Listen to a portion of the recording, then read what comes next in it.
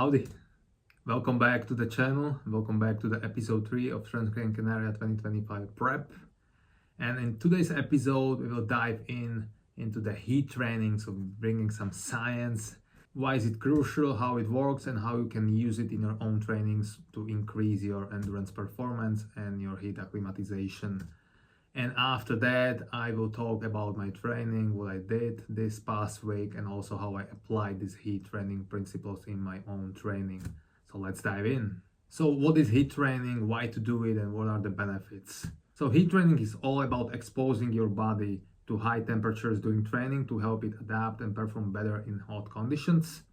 And heat stress is a reality in many endurance sports, and training in the heat allows the body to improve its mechanism for managing heat, allowing you to perform at your best when the temperature rises. Why do we need heat training? So when we exercise, our body produces a lot of heat. In fact, during activities like cycling, in some studies they found that about 80% of the energy produced during exercise is lost as heat. The body's ability to manage this heat is crucial. If it can't dissipate it fast enough, performance will suffer. This is where heat training comes in and allows the body to adapt to these high temperatures, improving sweating efficiency, blood volume, and heat dissipation mechanism. So what are some benefits of heat training? Training in the heat boosts your body's ability to cool itself by improving the mechanism of convection, evaporation, and radiation, the three main ways the body sheds heat. As your body adapts, you will sweat more efficiently, which leads to better temperature regulation, allowing you to train or race harder for longer, even in hot conditions. But there's one more important benefit.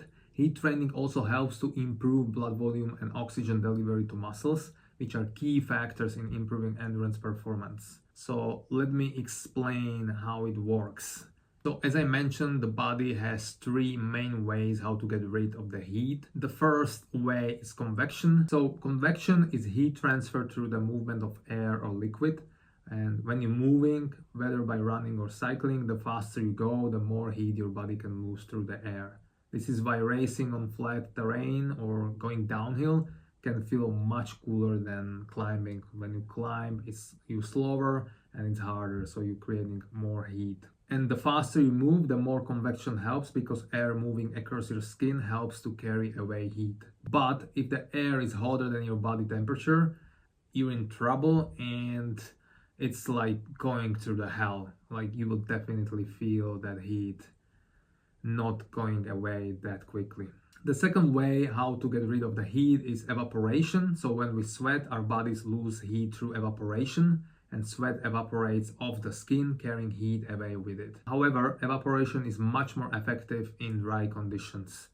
If the air is humid, it can absorb the moisture as easily, which means sweating won't cool you down as efficiently. So this is why, for example, the World Championships in triathlon, which is in Kona, is very hard, and the heat management and the pacing and cooling are all very important factors. And also the bigger athletes needs to think about these things even more. About this race, Transgrancanaria, I checked the humidity is around 60-65% in February. So it's like moderate humidity, so it's not the worst. And also the temperature could be only about 16 to 22 degrees Celsius in February, so it's not like the most hot race ever. But still, if you're training in somewhere where it's more colder and you're coming from the winter prep, as in my case, I'm training here in Bratislava, currently it's like 5 degrees, and we can expect that later in December and in January it's going to be even minus. So even going from that to 16, 18, 20 degrees is still a big difference. So the heat training is still important. And it's not just about for the heat acclimatization, it has more benefits. So let's continue. The third way how to get rid of the heat is radiation. So we lose heat through radiation, and heat radiates from our body into the surrounding environment. However, heat can also radiate back at you from the environment, especially from surfaces like hot roads or pavement. This is why you might feel the heat more intensely when you're running or cycling on hot asphalt or concrete. I remember one race I did last year. It was 100k race, and after like 50k we went through this steep uphill, and it was like 30 degrees Celsius, no wind, no clouds, and you could just feel the radiation, the heat coming from those big rocks, and it was like running through the hell. So it's really hard to going through these hard races. So now about the tools, how to measure the heat and some practical applications. As I mentioned already before, what you measure you can improve, and that's also true for heat and for heat training. So we basically have three options how to measure heat and core temperature. The first one is to ingesting these pills, and that's the most accurate tool for measuring core temperature. But these small capsules, they can be quite pricey. I think it's somewhere between 30 to 70 bucks per one pill. You also need to buy a receiver, so it is quite expensive, and I don't think anyone would use it outside of like elite athletes. The second one is the regular thermometer. You probably have one at your home already. It is of course less accurate than having pills, but it still can work. Although I would say the main thing is that it's less practical using it during your training and measuring and seeing and tracking the core temperature. So it's not the best, but still it can work quite well. And the third option is the core sensor. I'm using that. I bought it last year. I think it's around 300 euros. So it's not the cheapest thing to buy for sure, but especially from the practical standpoint, it's really nice because you can see the live data in your watch and also in the app on your phone, so you can measure and you can track that and you can see the progress you're doing. So I think core sensor is quite good. It's probably less accurate than the pills still, but I would say it's good enough, and especially from the practical standpoint, I think it's the best solution. But it's up to you. I'm not saying you need to buy it. You can also use just a thermometer if you want, or even go without that and just do the heat training, although you don't have any data. So then it's hard to like see the progress you're doing if you're not measuring any metrics. So yeah, it's up to you. About the practical heat training application, so heat acclimatization involves exposing your body to elevated core temperature of 38.5 degrees Celsius or higher for a certain period, and this can be done both active and passive. Active means that you're doing it during your workout, so you can have like extra layers of clothes during your training indoor. That's what I'm doing now currently. And you also can do passive heat training, so using sauna or hot tub, or you can also combine it. You can do like your normal intense workout, and then straight after you can go to the sauna or hot tub and just extend it that core temperature and stay in that heat zone and have those benefits from heat training. I would also say though that the key during heat training is duration and not the intensity. And also like going higher with the core temperature doesn't mean it's better. So you should find your heat training zones basically, which is similar like to your threshold zone, and you want to stay there and train there. If you will go over that, you will not have any extra benefits, and it can actually be detrimental for your performance in your other workouts in your week. So you want to go slowly, start slowly with that, and you don't want to rush it, you don't want to do too much, and just slowly increasing the heat training duration. And the frequency of heat training is way more important than the intensity. And actually you will need to slow down when you will do your heat training, because your heart rate will go up as well, and eventually it's going to be so hard and you will be somewhere where you don't want to be physiologically, so you will need to slow down. So that's why intensity is not really important in this case. Duration is what you want to follow and track. And one of the most important benefits of heat training is improving your sweat rate. As you train in the heat, your body starts to increase its ability to produce sweat more efficiently. And additionally, the body increases the liquid content of blood, which improves circulation and cooling capacity. And with more liquid in the blood, your heart can pump blood more efficiently, helping regulate temperature better. This adaptation is a big part of heat acclimatization, but it also comes with another interesting change. Your hematocrit, which is the percentage of red blood cells in your blood, decreases. So let me break it down. So when you train in the heat, the volume of blood in your body increases, right? But as the volume increases, the percentage of red blood cells in that blood drops. And this might sound like a bad thing, but actually it seems, or the newer research showing that the body in some way senses this drop in red blood cell concentration and responds by producing more red blood cells. And this process increases your hemoglobin mass, which is critical because hemoglobin helps carry oxygen to muscles. So in simple terms, by increasing red blood cell production, heat training helps the body deliver more oxygen to the muscles, which is exactly what you want for your endurance performance. And that's the main goal why you're doing also the altitude training. So you probably heard like the elites, the professional athletes going to the altitude and doing the altitude camp. So the main goal is to increase red blood cell production, so increase the hemoglobin mass, which means to having more oxygen for your muscles. And then when they go back to the sea level, they have more oxygen in the muscles and they can just run faster for longer. And maybe you also heard the saying that the heat training is the altitude training for poor people. And it's basically true though, because not anyone can just go to the altitude or they live in altitude, almost no one probably.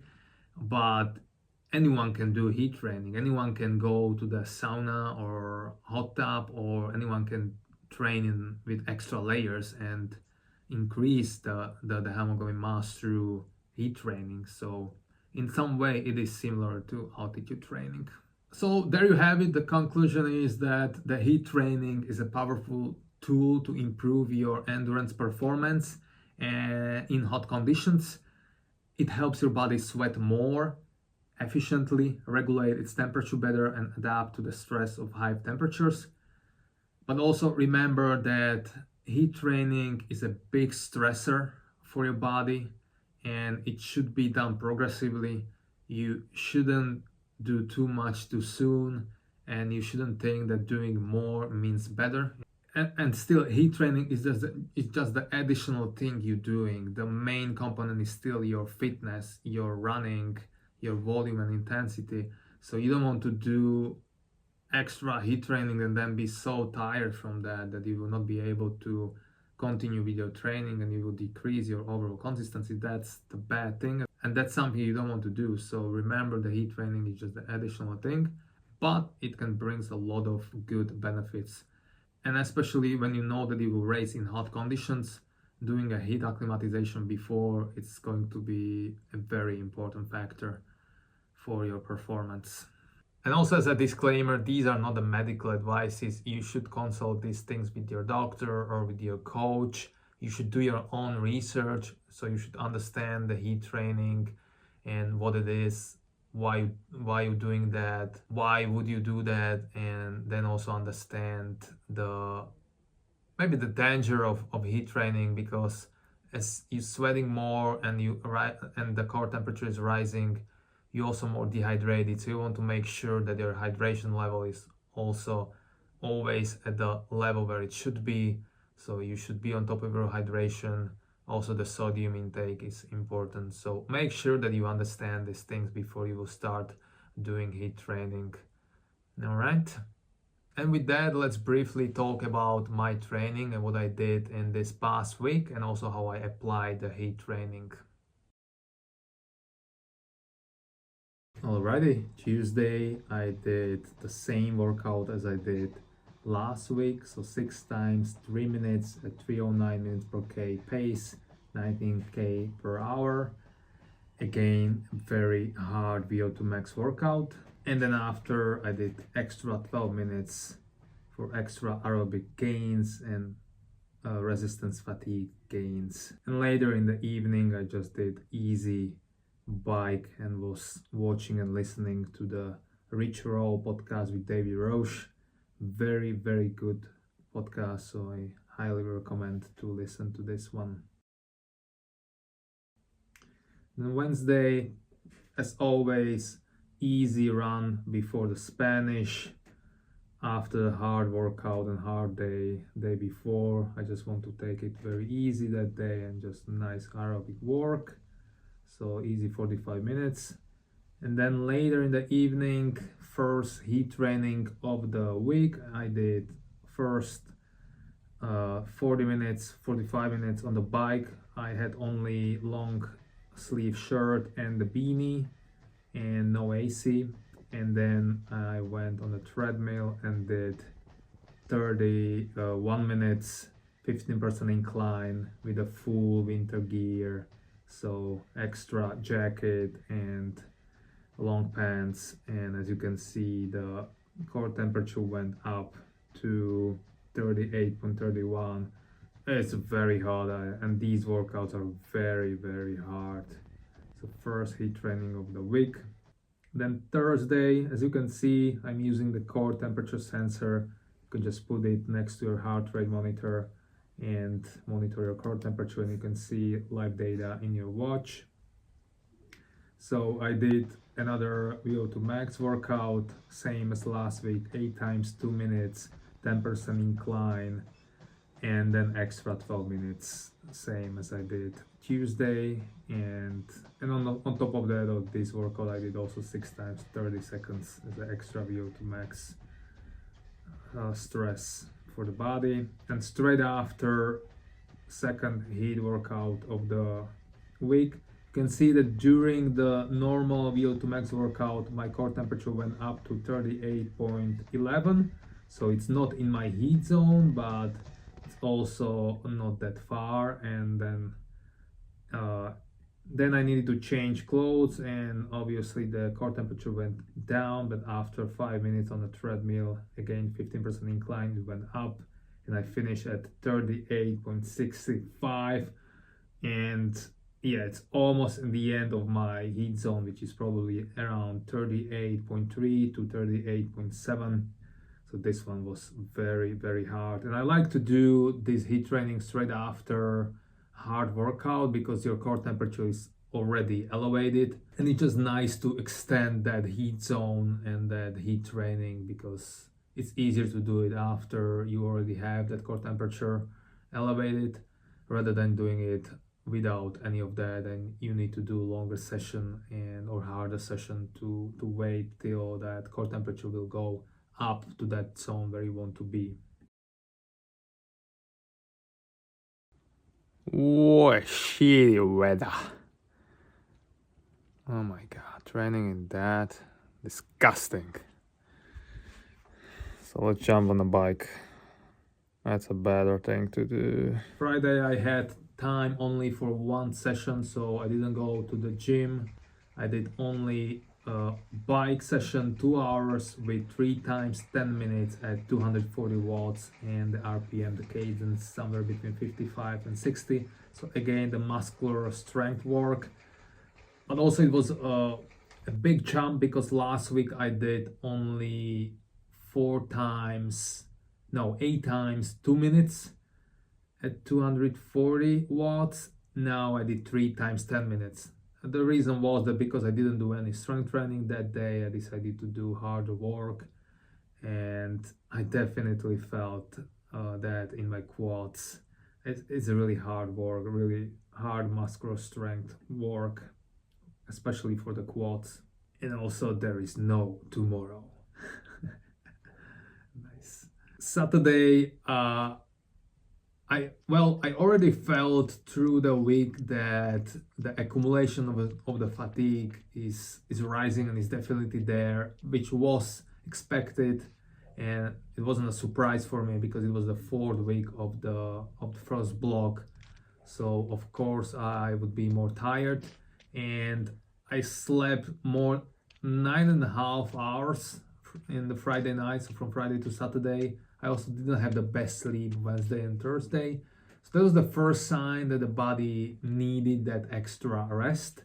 And then it took me forever till I came to the trails. I think I started like 11:40 a.m. my run. And during the run, I felt like it's not really my day today. And I just didn't have I just didn't enjoy, didn't have any fun doing that. I think the reason was also that the terrain was so shitty, and I hate running in this muddy, slippery terrain with the fake ass snow. It's a horrible terrain.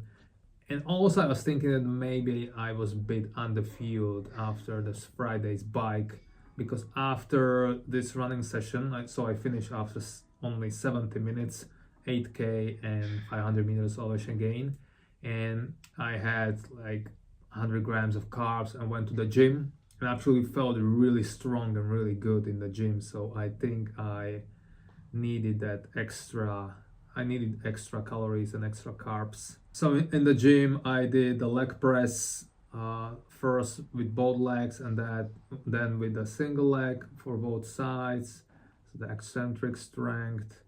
Then I did some more dynamic moves with a little bit of upper body as well. Then some depth jumps, some nice plyometrics, and then some box squats, and being more dynamic again. It's a good session. And then as I came home, I had my first nap in this prep. So, and after 4 weeks, so that was another sign that I was really tired and body needed extra rest. So I didn't do any session later in the evening. And instead I was watching the Western States lottery. Again, for the second year in a row, I didn't have luck, so I will not race Western States next year.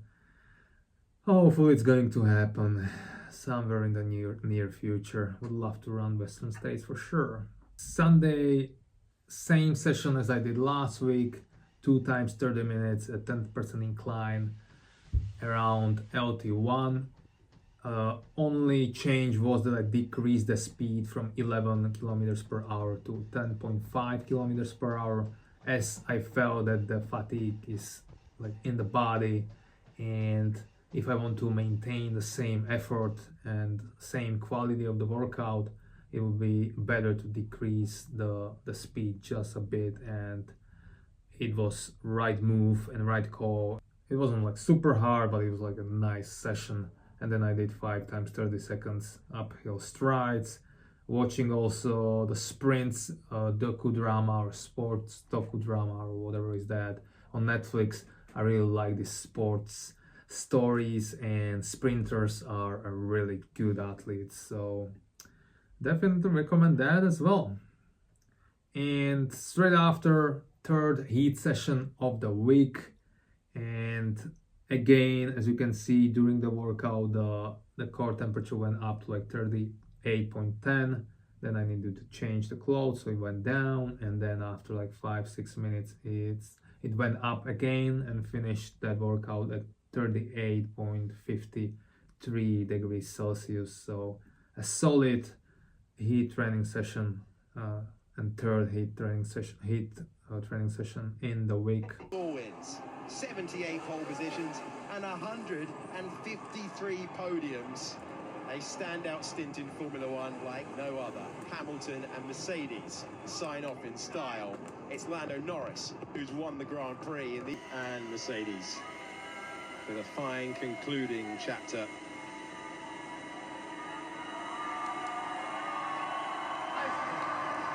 And there you are, celebrating. What a season, man, what a season. And now we need to wait for another like 3 months till March.